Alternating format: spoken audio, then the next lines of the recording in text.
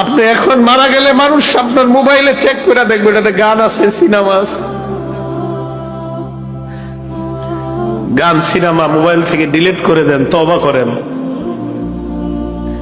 পৃথিবী সাক্ষী হয়ে যাবে যে এই ছেলেটা মারা গেছে, ওর মোবাইলে তো সিনেমা আছে, ওর মোবাইলে নাটক আছে। মানুষ সাক্ষী হয়ে যাবে আপনার গুনাহের। মোবাইল থেকে আপনি গান ডিলিট করে দেন, নাটক ডিলিট করে দেন। বন্ধুরা চাপ দিয়ে আমারে ফেসবুক খোলাইছিল, আমারে ফেসবুকে ইসলামী লেখালেখি করতাম। কিছুদিন পর বুঝতে পারলাম এখানে সময়ের লেখালেখি যদিও আমি করি, মানসিক যুদ্ধে লিপ্ত হইতে হয় এই ফেসবুকে। মানুষ পক্ষে লেখে, বিপক্ষে লেখে।